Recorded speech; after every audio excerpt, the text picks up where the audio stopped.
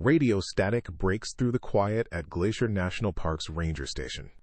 The call comes through at 6:23 p.m. on January 8th, crackling with interference that speaks to the brutal conditions outside.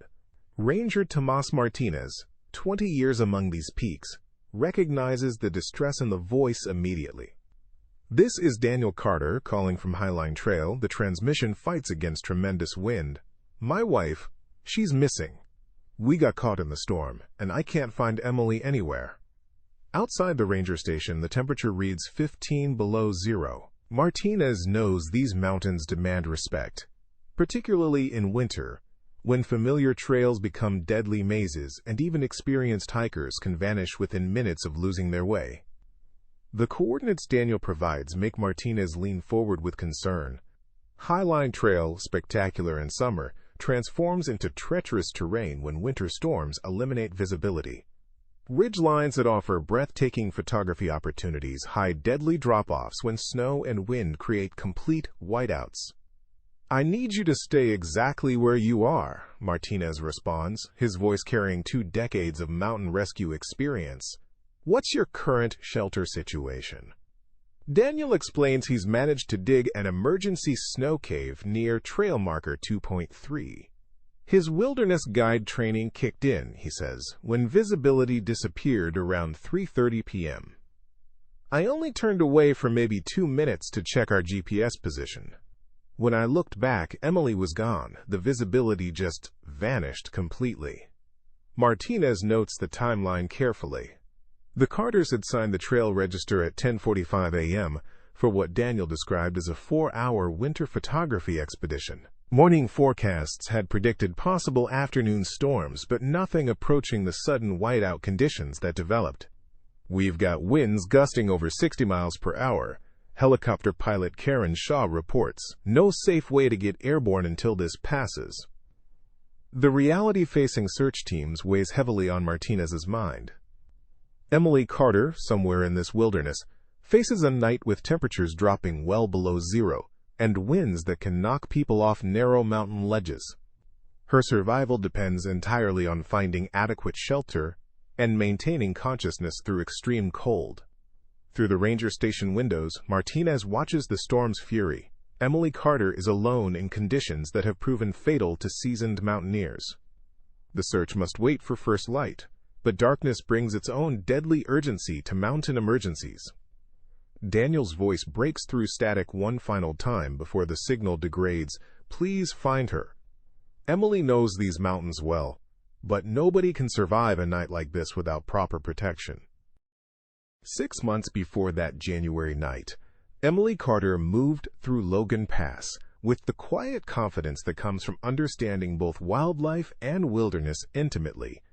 At 29, she had earned recognition as a photographer who captured not just images, but profound moments revealing the delicate relationships between animals and their mountain habitats. Those who knew Emily described someone whose work reflected deep reverence for the natural world. Her photographs appeared in conservation magazines and gallery exhibitions, yet she remained most proud of images that helped people understand why protecting these ecosystems mattered for future generations. Emily had this incredible ability to be still and patient, recalls her gallery representative Susan Chen. She would wait hours for the perfect light, the right moment when an animal felt completely at ease.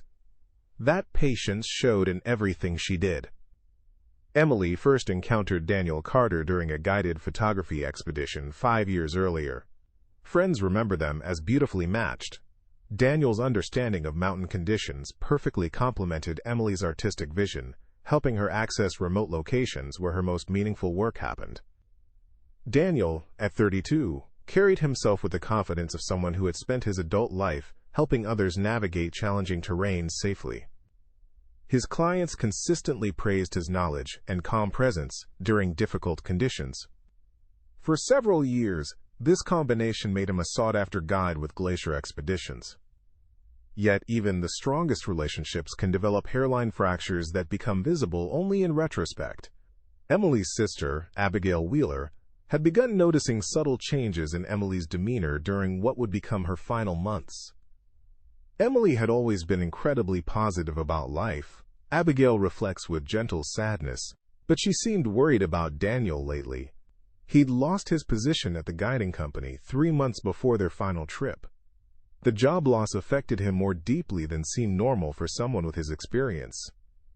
The circumstances surrounding Daniel's departure from Glacier Expeditions remain somewhat unclear, though colleagues describe increasing tension between his need to maintain authority and clients, natural questions about route choices and safety decisions. Daniel was knowledgeable and skilled, remembers fellow guide Patricia Reyes, but he seemed to take client questions personally, as if their concerns questioned his competence rather than just seeking information. During this challenging period for Daniel, Emily's career was experiencing remarkable success. Her latest photography book, focusing on endangered mountain ecosystems, had received recognition from National Geographic, validation of her commitment to using visual storytelling for conservation. Emily's personal journals from this time reveal someone trying to support a struggling partner while maintaining her own sense of purpose and hope. "Taking Daniel to our favorite spot in Glacier next week," she wrote in her final entry. "He needs to reconnect with what he loves most. The mountains have always brought him peace and clarity." That final entry mentions a surprise she planned to share with Daniel during their hike, a detail that would later become significant as investigators pieced together the full story of their relationship's final weeks. The evening before their departure, Emily moved through their modest home with characteristic thoroughness, organizing camera equipment and winter hiking gear. Her approach to preparation reflected years of experience in challenging environments where careful planning often determines the difference between adventure and emergency. Emily was never careless about backcountry safety, emphasizes her longtime hiking partner Maria Santos. She approached wilderness with what I'd call informed reverence, deeply aware of its dangers while connected to its power to restore and inspire. As Emily completed her preparations that evening, her phone chimed with a weather alert warning of an approaching storm system. Mountain weather demands constant attention, and Emily understood the implications of changing forecasts better than most. Yet she and Daniel had planned this trip as a way of reconnecting with the landscape that had brought them together. The house grew quiet as they prepared for sleep, but outside wind began stirring through pine trees, carrying the first whispers of weather that would, within 24 hours, transform a planned day of photography into tragedy far more complex than any approaching storm. Understanding what unfolded on Highline Trail requires examining the hidden pressures that had been quietly building in Daniel and Emily Carter's life together. Like many couples facing stress, they had developed ways of avoiding difficult conversations, creating space where problems could grow without being directly addressed. Daniel's childhood in rural Montana taught him that outdoor skills could provide both livelihood and identity. Growing up near the Rocky Mountain front, he learned early that mastery of wilderness navigation could create opportunities in the outdoor recreation industry. Daniel was always happiest in the mountains, recalls his high school teacher, Robert Hayes. Classroom learning challenged him, but put him on a trail and he became completely confident and knowledgeable. This natural affinity led to wilderness guiding, a profession that seemed perfectly suited to his capabilities. For several years, Daniel built a solid reputation among companies serving Glacier National Park. Clients consistently praised his knowledge and ability to help nervous hikers feel confident in challenging terrain. However, colleagues who worked closely with Daniel described someone whose confidence sometimes crossed into problematic territory. Daniel was skilled and safety-conscious, reflects Jason Merritt, who guided alongside him for 3 seasons. But he struggled when experienced hikers questioned his judgment or suggested alternative approaches. The issues that eventually led to his termination developed gradually. Client feedback, initially minor, began accumulating with concerning patterns. Several experienced hikers reported feeling pressured to take risks they weren't comfortable with. Most guides learn to balance authority with collaboration, explains Glacier Expeditions owner Patricia Yellowbird. When someone's approach begins affecting their ability to keep people safe, we have to make difficult decisions. Daniel's professional challenges were accompanied by financial problems that Emily largely didn't know about. Bank records reveal mounting debt, credit cards accumulating dangerous balances, and eventually a second mortgage taken without Emily's knowledge. The financial pressure had a source Daniel worked desperately to hide: gambling that had progressed from occasional entertainment to regular betting, consuming increasing amounts of time and money. "I started noticing changes about a year ago," recalls Daniel's longtime friend Mike Thompson. "He seemed anxious about money, started canceling social plans. When I asked about it, he just said work was stressful." Meanwhile, Emily's career was moving in precisely the opposite direction. Her wildlife photography was attracting national attention, and her latest project had resulted in a substantial advance from National Geographic, money representing both professional success and financial security. Bank records show Emily had withdrawn $15,000 in cash 2 weeks before their final trip, money that never appeared in their joint accounts. The purpose of this withdrawal would later become crucial to understanding their relationship's final weeks. Emily called about 2 weeks before she died, remembers her closest friend, Stephanie Lawson. "She asked what I would do if I discovered someone I loved wasn't who I thought they were. When I pressed for details, she just said she was probably overthinking things." The insurance policy changes provide perhaps the most troubling glimpse into Daniel's state of mind during these months. Insurance agent Marvin Green remembers the October conversation clearly. "Daniel wanted to increase Emily's life insurance from $100,000 to $500,000, Green explains. "He said they were planning more challenging adventures and wanted additional protection. Given their lifestyle, it seemed reasonable." What makes this decision significant is that Daniel made these changes without Emily's direct involvement. Legally permissible given their marriage, but unusual given the magnitude of the increase. Emily's journal entries reveal someone struggling to understand changes in a person she deeply loved. "Daniel seems distant lately," she wrote 3 weeks before their final trip. "I know losing his job has been difficult, but there's something else. He gets defensive when I try to discuss our finances. I feel like I'm losing him somehow." Security camera footage from the Highline Trail parking area shows their vehicle arriving at 10:23 a.m. on January 8th. Both are visible through the windshield, appearing to have an intense conversation, their body language suggesting significant tension. The car remains stationary for nearly 4 minutes before both exit and move toward the trailhead. For an experienced couple like Emily and Daniel, the morning weather forecast would have suggested adequate time for their planned photography hike before conditions deteriorated. Yet, as events would reveal, the approaching storm would provide cover for something far more deliberate than adverse weather, a betrayal of trust that would transform Emily's love of wilderness into the instrument of her own destruction. As dawn breaks over Glacier National Park on January 9th, clear skies follow the previous night's mountain storm like a promise of hope. The temperature remains at 14 below zero, but wind has calmed and visibility has returned to landscape now blanketed in pristine snow. Search and rescue coordinator Liam Jenkins begins organizing teams at 6 a.m., dividing the vast wilderness into manageable search areas while acknowledging the sobering reality of survival in such extreme conditions.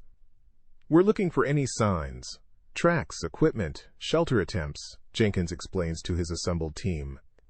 Someone with Emily's experience would know to hunker down and wait for conditions to improve.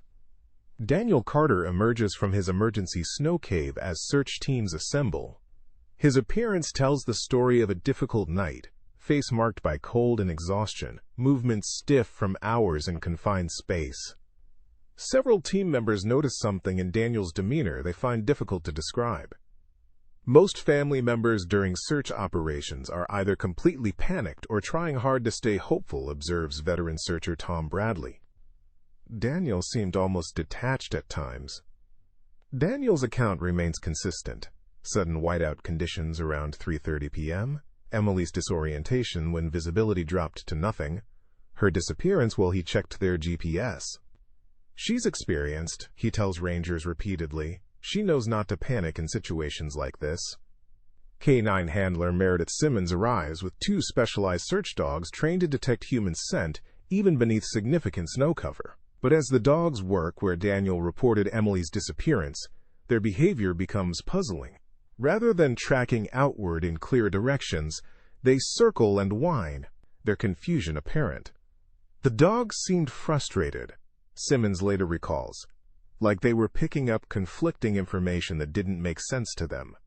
Ranger Martinez, whose 2 decades in these mountains have taught him to notice details others might miss, observes Daniel's equipment with growing questions. Despite his professional background, Daniel's pack appears to lack several items experienced winter mountaineers consider essential. When questioned about these omissions, Daniel's response carries an edge. "We were only planning a 4-hour hike. I didn't think we needed full emergency gear for such a short trip."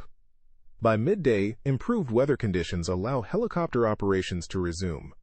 The aircraft lifted into brilliant blue sky, thermal imaging cameras beginning systematic scans of terrain that appeared completely different under the previous day's storm conditions. The first significant discovery comes at 1:47 p.m. when a searcher's voice crackles across radio communications.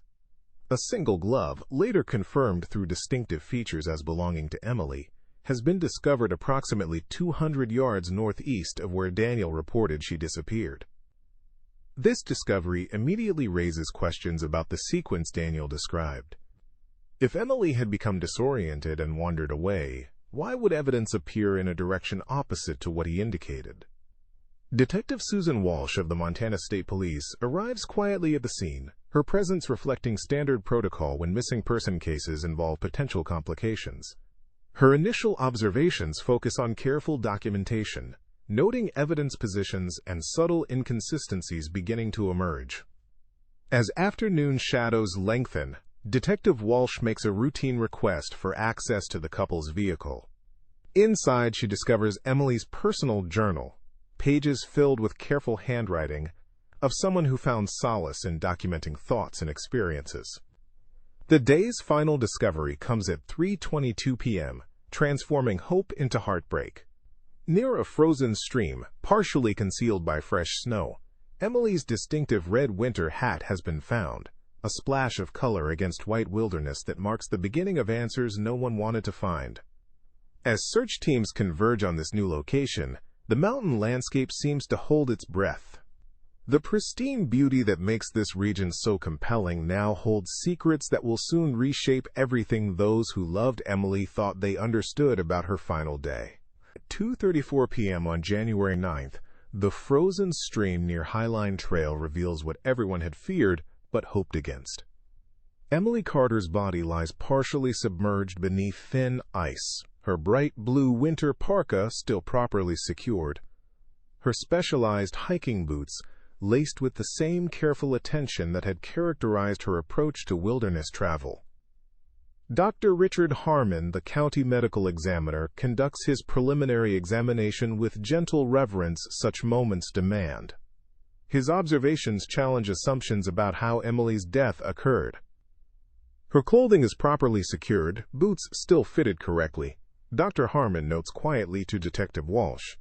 This doesn't present as someone who became disoriented or struggled against the elements. The location itself raises significant questions about Daniel's account. Emily's body rests nearly half a mile from where her husband reported she disappeared. In terrain requiring navigation across areas that even experienced mountaineers approach with extreme caution during clear conditions. Crossing this route during whiteout conditions would demand either extraordinary skill or guidance from someone very familiar with the terrain, observes Ranger Martinez, his voice heavy with implication. Detective Walsh's methodical evidence gathering reflects understanding that truth often emerges through careful attention to details others might overlook. When she retrieves Emily's waterproof camera, still functional despite harsh conditions, the device becomes an unexpected witness. The camera's digital timestamp reveals photographs taken after Daniel reported Emily missing, composed images of the storm itself, captured from what appears to be a sheltered overlook. These photographs demonstrate not frantic documentation by someone lost and frightened, but careful work by an artist finding beauty even in dangerous conditions. Most significantly, the final photograph shows a distant figure that appears to be Daniel, looking directly toward the camera's position. Emily's GPS watch provides even more detailed information. The tracking data reveals consistent movement patterns rather than erratic wandering typical of someone disoriented in poor visibility. More importantly, it shows Emily remained stationary for nearly 20 minutes at the overlook before moving with apparent purpose toward where her body was discovered. As search teams radio the discovery back to the command center, Daniel receives news of Emily's death with what observers describe as genuine shock. His physical reaction, collapsing into a chair, repeatedly saying, "No, she can't be gone," appears authentic to those present. However, when Detective Walsh carefully mentions the photographic and GPS evidence, subtle changes in his demeanor become apparent. "Technology isn't always reliable in extreme weather," Daniel responds, his voice carrying defensive qualities. "Her equipment could have malfunctioned in those storm conditions. You can't trust electronic readings with that much interference." Forensic examination of Emily's cellular phone reveals attempted text messages that failed to send due to poor mountain reception. These digital fragments provide insight into Emily's emotional state during her final hours. Messages intended for her sister read, "Something feels wrong. Daniel acting strange. Coming home early." Most significantly, investigators discover a message draft never completed. "I told him about the baby. He didn't seem..." The text ends abruptly, leaving questions about what Emily was trying to communicate. Dr. Harmon's detailed examination reveals a significant injury at the base of Emily's skull, trauma inconsistent with falls or environmental accidents. The location and characteristics suggest impact that occurred before Emily's exposure to freezing conditions. This type of injury pattern indicates deliberate force, Dr. Harmon explains carefully to Detective Walsh. Not something that would result from stumbling or falling on natural terrain. As evening approaches and teams begin careful scene documentation, Detective Walsh places a call to the district attorney's office. Her measured conversation initiates formal procedures for treating Emily's death as a potential homicide. The mountain landscape, so beautiful in clear afternoon light, now holds darker significance. Every footprint, each piece of equipment, every environmental detail must be preserved, with understanding that they may serve as crucial evidence in determining whether Emily died from environmental accident or human action. For those who loved Emily, emerging evidence creates devastating questions about trust, about the person they thought they knew, and about how someone could use Emily's love of wilderness against her in the most profound betrayal imaginable. The interview room at Glacier County Sheriff's Office feels cramped and sterile at 8:47 p.m. on January 9th. Detective Susan Walsh sits across from Daniel Carter, now officially a person of interest in his wife's death, nearly 36 hours after Emily was first reported missing. Exhaustion marks Daniel's features, hands trembling as he accepts coffee, but beneath the physical toll lies something more complex. Tension that comes with maintaining narratives under increasingly challenging circumstances. "I understand how difficult these past days have been," Detective Walsh begins, her voice carrying professional compassion developed through years of difficult conversations. Losing Emily under such circumstances would devastate anyone who loved her. Her approach reflects understanding that people in crisis often reveal truth through patient exploration of inconsistencies rather than direct confrontation. Initial questions focus on timeline clarification, details that seem insignificant when telling truth, but become problematic when maintaining constructed accounts. "Help me understand the exact sequence when the storm intensified," Walsh continues gently. "You mentioned checking your GPS when Emily disappeared. Walk me through those specific minutes." Daniel's response carries the rehearsed quality of someone who has repeated the same account multiple times. "Like I said, the visibility dropped to nothing. Complete whiteout conditions. I checked our position, and when I looked up, Emily was gone." "How long would you estimate you were focused on the GPS?" "Maybe 2 minutes. Could have been less. Time feels different in conditions like that." Subtle variations begin emerging as the conversation continues, first describing Emily as disoriented, then confused, finally panicked. Authentic memories typically remain consistent. Constructed narratives often shift unconsciously with each retelling. The conversation's tone changes when Walsh introduces physical evidence. She explains Emily's GPS data with patient thoroughness, understanding that complex technical information requires careful presentation. Emily's watch shows she remained stationary for 20 minutes at a location 300 yards from where you reported she went missing, Walsh explains neutrally. Then it shows deliberate movement toward where we found her. Help me understand how this aligns with your memory. Daniel shifts uncomfortably. GPS devices malfunction in extreme weather. You can't rely on electronic readings when there's that much atmospheric interference. What about the photographs Emily took after you reported her missing? His response becomes more defensive. Camera timestamps can be wrong. The cold affects battery performance, electronic calibration. Walsh acknowledges his concerns while introducing Emily's camera evidence, time-stamped photographs demonstrating careful composition despite challenging conditions. The final photograph shows a distant figure looking directly toward Emily's position. Walsh continues calmly. Given the isolated location during the storm, we're trying to understand who this might have been. Could be anyone, other hikers, maybe a ranger. Those images aren't clear enough to identify specific individuals. Financial records transform the interview's atmosphere from clarification to direct examination.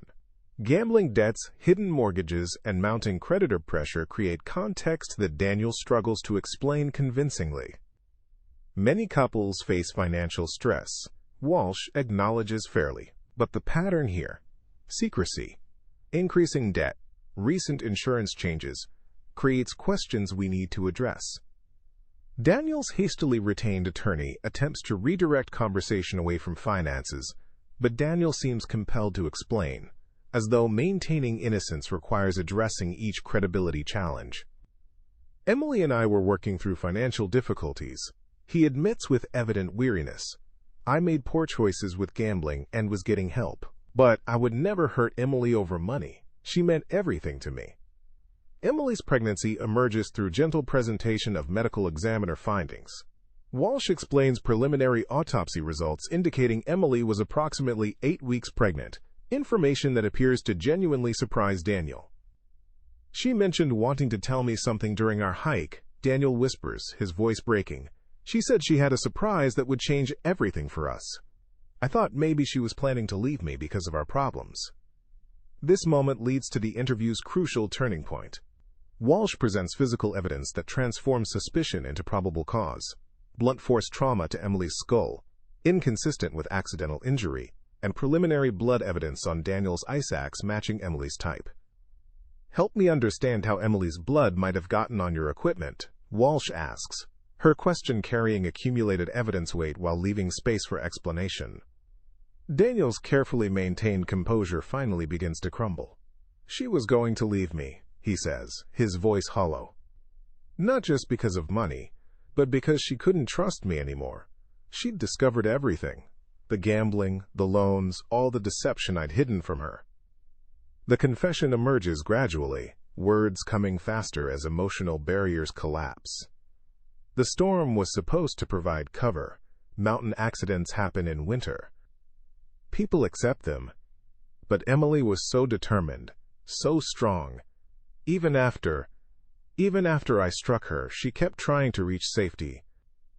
Detective Walsh maintains professional composure while documenting this admission, understanding the legal and human significance of this moment. You struck Emily with your ice axe? I didn't plan it. We were arguing about the baby, about our future. She said she couldn't trust me to be a father. I got angry, and I lost control for just a moment, but that moment changed everything. As the interview concludes with Daniel's formal arrest, snow begins falling outside, gentle snowfall Emily had photographed throughout her career. For those who loved her, this moment represents not resolution, but the beginning of understanding how someone entrusted with her life could commit such profound betrayal and wilderness. Emily had devoted herself to protecting and sharing with others. The Flathead County Courthouse in Kalispell stands against November sky like a monument to justice carefully pursued, its stone facade weathered by decades of Montana winters.